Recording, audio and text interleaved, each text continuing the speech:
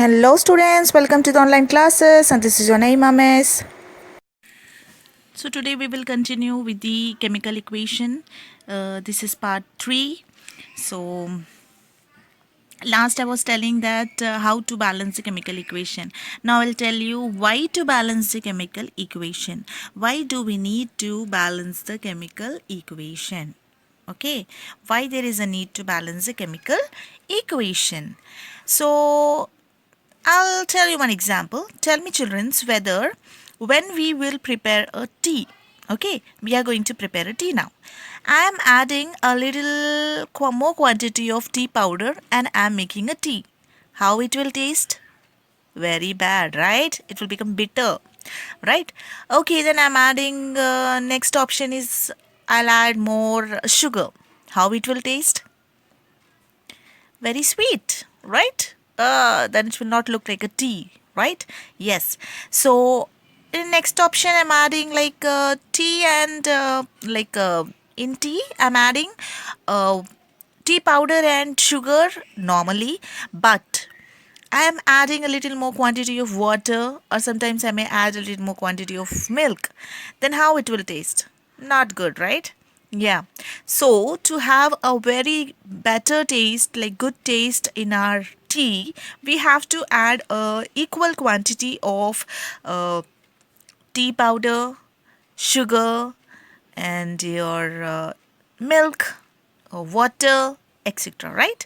So, in the same way, we need to have a proper chemical equation. Chemical equation is nothing but whatever tea we are preparing, that should be in a good taste. Means we have to add good ingredients, like balanced quantity of ingredients, right? So that reaction only, what we are doing, we are writing it in the form of equation. That's it, right? If see, more chemical you are more tea powder you are using and making tea, then the taste will become bad. And obviously the same thing, when we will write in the form of equation, then the equation also will be imbalance, isn't it? Yes. So the same way, when we are writing the equation, we will have a imbalance equation. But to prepare a good quantity of good quantity and quality and taste of tea, we need to have a balanced ingredient, quantity of ingredient, right? So that's the way we are going to write the equation, right? Whatever amount of quantity of ingredients we are taking, the same thing we will write here in the form of equation. So that's the reason. So the main reason that I want to tell you in detail this, I have given example to explain you that the it has been depending mainly on the law of conservation of mass. Okay, what does the law of conservation of mass say? The law of conservation of mass says that the whatever reactants you are taking should be equal to the product. Okay, whatever amount of reactants we are using, that must be equal in quantity. Okay, reactants must be equal to the products. The whatever number of reactants we are using, that is the elements present in your reactant side, must be equal to the product side. I hope you have understood this in a very clarity, right? Yeah. So let us continue with the next bit, that is the type of reactions. Okay, type of reactions that are taking place in the equation, chemical reaction. Okay, so first type of chemical reaction is combination reaction. Okay, what it is? Yeah, combination reaction.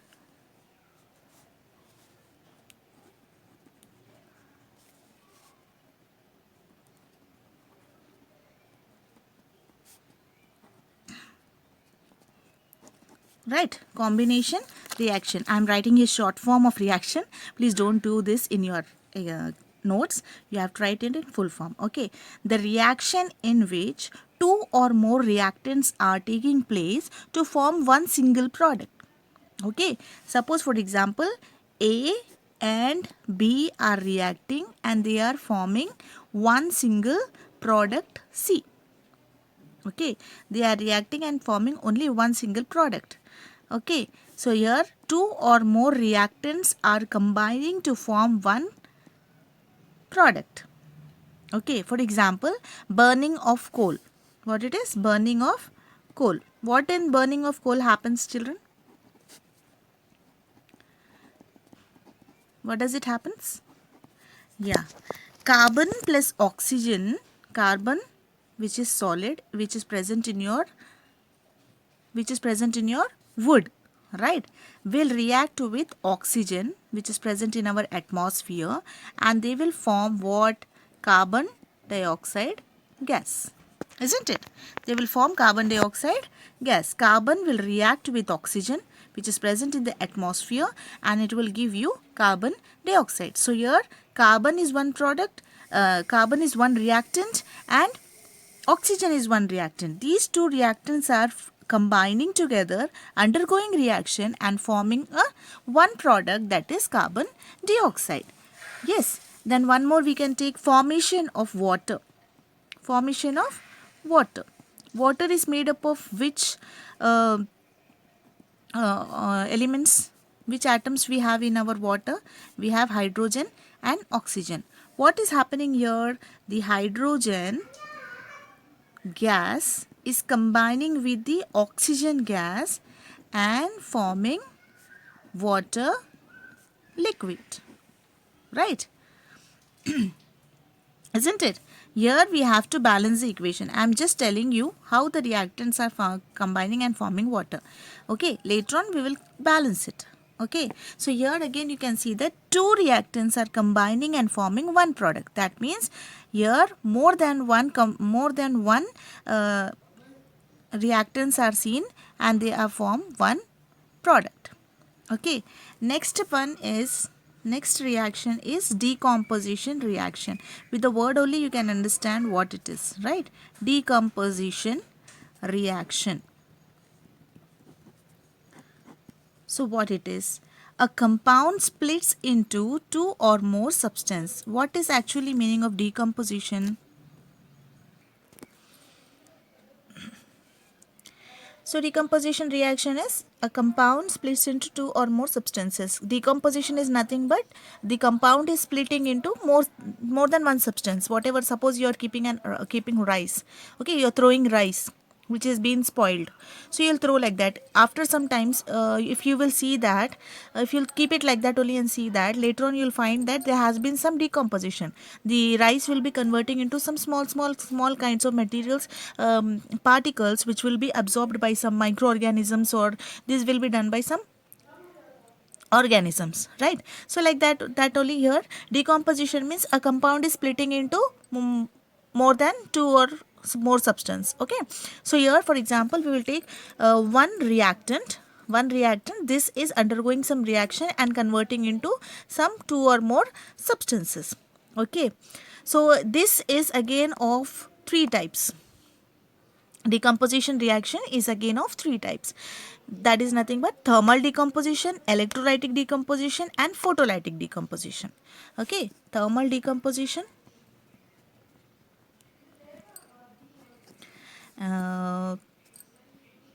second one is electrolytic decomposition,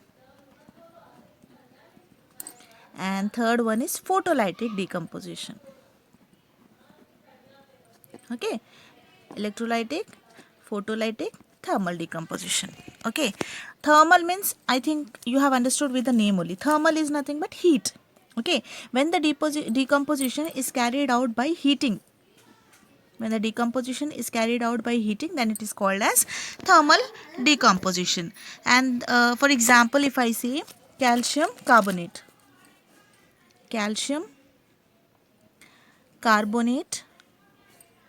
will undergo heat and it will give calcium oxide plus carbon dioxide gas. Okay, calcium oxide solid and this calcium carbonate will undergo heating. When it is burnt, it will give you calcium oxide plus carbon dioxide. Then electrolytic reaction decomposition. With the name only you can understand what is electrolytic. That is nothing but current by passing some electricity. Okay, for example, if I tell you this is by passing some current or some electricity. For example, if I tell you water, that is liquid, undergoing electrolysis and will give you hydrogen gas plus oxygen gas, isn't it? Then photolytic. Photolytic is again nothing but when the decomposition is carried out in the presence of light. Photo means light. Photo is nothing but light. And example, if I tell you, will undergo Ag plus Cl2, right? So in this reaction is used mostly in black and white photography. Okay, this photolytic black and white photography, in this reaction mostly they will use this kind of reaction, decomposition reaction. Okay, so the next part will continue in the next class.